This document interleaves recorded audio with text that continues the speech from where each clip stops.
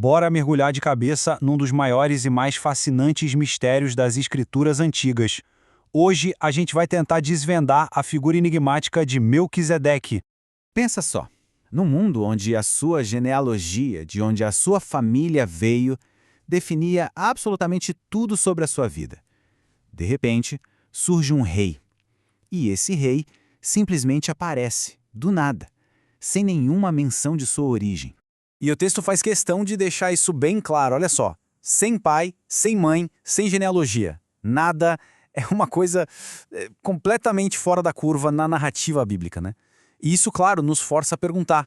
Afinal de contas, quem era esse cara? Um rei que também era sacerdote? Essa é a pergunta que, olha, deixou sábios e estudiosos coçando a cabeça por milênios. E para a gente começar a entender essa história, a gente precisa voltar lá para Gênesis, para a única vez que ele aparece.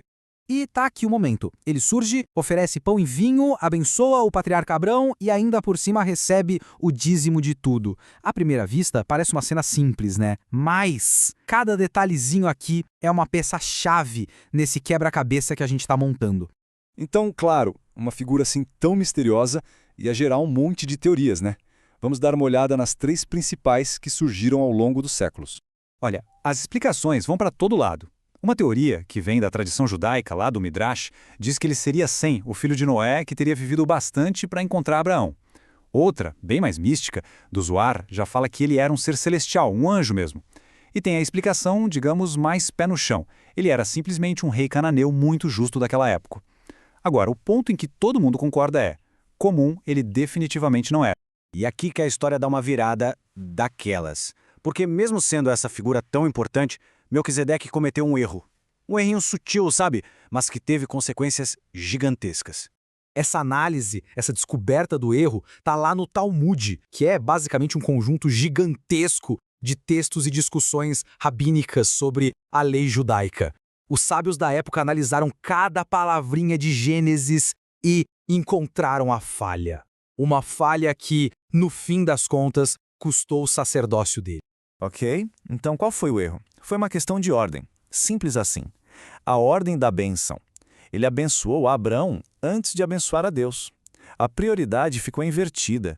E teologicamente falando, isso é um problemão, porque a honra principal tem que ser sempre para Deus. Foi tipo um deslize de protocolo, só que um deslize que mudou tudo.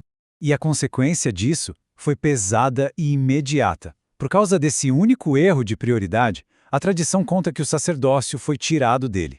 E para onde foi? Foi transferido para os descendentes de Abraão, que mais tarde se tornariam a famosa linhagem dos sacerdotes levitas. Mas calma, a história não termina aí, nesse erro. Agora a gente vai mais fundo, porque o próprio nome dele esconde um código, uma pista sobre a sua verdadeira missão, que era muito maior do que a de um simples rei. Vamos decodificar o nome. Melquisedeque vem do hebraico Malki-Tzedek. Malki é meu rei. Zedek é justiça. Juntando tudo, rei da justiça. Simples, né? Isso liga ele diretamente à ideia de julgamento divino, de ordem, de retidão absoluta. A mesma coisa acontece com o título dele, Rei de Salém. Em hebraico, Melech Shalem. Melech é rei e Shalem, bem, Shalem vem da mesma raiz de Shalom, com a palavra que muita gente conhece. E Shalom não é só paz no sentido de não ter guerra. É paz como plenitude, harmonia e misericórdia. Então ele é o rei da paz. E aí, a gente junta as duas coisas, rei da justiça e rei da paz. Justiça mais misericórdia, o que isso dá? O equilíbrio perfeito. Ele representa esse ideal, sabe? Uma liderança que sabe ser firme, justa, mas também compassiva. Ok, e agora que o quebra-cabeça se completa de vez. Séculos e séculos depois, lá no Novo Testamento, o livro de Hebreus vai buscar essa figura de Melquisedeque para explicar algo muito maior. O que Hebreus diz é que Yeshua é o sumo sacerdote definitivo, segundo a ordem de Melquisedeque. É como se Melquisedeque fosse um modelo, o protótipo, e Yeshua a versão perfeita. Ele corrige aquele erro na bênção, abençoando o Pai primeiro. Ele pega o pão e o vinho e eleva aquilo para o seu próprio corpo e sangue. E o mais importante, o sacerdócio dele não vem de uma linhagem humana, que pode falhar, mas de uma ordem divina, eterna. Tá, mas por que a gente está falando disso tudo hoje? Por que essa figura tão antiga ainda importa? Porque as lições dessa história, olha, são super atuais e relevantes.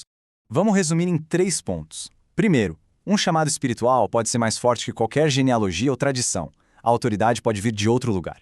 Segundo, o modelo de liderança ideal que a gente viu, justiça e misericórdia andando juntas. Essencial, né?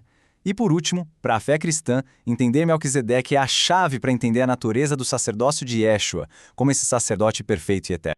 E no final de tudo a gente volta para a pergunta inicial. Afinal, quem ele era? Um anjo?